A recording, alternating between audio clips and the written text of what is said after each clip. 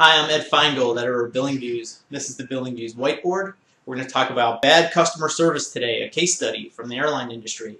This is definitely something you don't want to emulate if you're in the customer care business of any kind, especially if you're a telecom operator. Quick background on this. I was trying to get a refund on a ticket for legitimate reasons, the ones they say in the fine print you can actually get a refund for. I'm trying to process that for a family member, and had originally gone to the website and followed the process and filled out the form and uploaded the documentation they needed. They sent me an email back with a tracking number, and then 10 days later I'm following up on that tracking number to try to see what's going on with my refund, and that's the process I'm going to talk about now. What did I have to go through in about a 45-minute ordeal to get that done, and use that as an example of something you don't want to do if you're running a customer service organization or structuring a customer service architecture. So here we go. Okay, so we started here with the website, and as I said, I entered my tracking number on the website, gave me a little processing screen, and returned nothing to me. So I immediately bounced over to the online chat that I presented, but the chat is just one of those avatars. It's totally automated. It doesn't do anything but help you sort of navigate the site. So all it did was it saw the keyword refund and pushed me back to where I had just come from that it failed. So that was basically just a completely dead-end, complete dead loop. So as soon as that online customer care process that they were using, which had it worked would have been simple, as soon as that failed, the chat didn't do anything to help me out. I had no choice but to go and pick up the phone and try to call somebody. So right off the bat, that's a big hole in their process.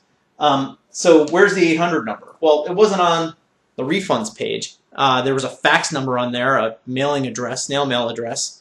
But there was no way to email them immediately, no way to chat directly with a person, and no 800 number provided. So I had to call the main airline 800 number on my phone, and what happens then? Then I run into Mr. Robot, who was talking to me, and it all works off voice commands, and it's getting confused and can't figure out how to help me. And 3 times it tried to stop me and send me back to the website where I'd come from, which failed, which got a little frustrating and ate a lot of time. And eventually I just tried to talk at it enough to get it confused enough to send me over to a person, and managed to navigate my way to a level 1 customer agent. And this guy that I got to, who definitely was offshore, as soon as I explained the problem to him, which was a little complicated, he wanted nothing to do with it, and probably rightly so. He was a little confused and said, okay, I'm going to just connect you to the care desk. Let me just go ahead and escalate this call. He's going to connect me to the care desk. And I got on the phone with someone who knew what she was doing and very expediently said, okay, I need to connect you with our refund desk. Let me put you on hold and send you over there. I heard her connect me. I sat on hold for 4 minutes at that point. And then finally, I got someone on the refund desk. I explained to him what happened. I gave him the same information I put into the website. He went to check out it, and he said, oh, this reservation hasn't been canceled. I can't process the refund unless you cancel it. And so the problem is that the person I spoke to originally 10 days ago, who told me to go over to the website, didn't say anything about canceling the reservation. They just said, go ahead and submit the refund. And I figured, okay, so if you submit the refund and say you need to cancel this, that'll cancel. No. Couldn't do it. And this guy couldn't cancel my reservation from his desk. He did not have the ability to do that. So what he actually told me to do was, he said, hey, do you have another phone line? I said, why? He said, I need you to call reservations. I'll stay on the line with you. And he did for about probably 7 minutes altogether, but he said, let me stay on the line with you. You go ahead, use your cell phone, and call this 800 number and go through the cancellation process. That'll bounce back over to me. I'll go ahead and process your refund. So I did that. I called the 800 number. I talked to another machine. I push a few buttons, speak a few commands, managed to get through that. It's a pretty straightforward process in this case to do a cancellation. So it got me right to an agent. I explained to him that I had refunds on the other line, so he knew what needed to happen. So that ended up being somewhat expedient.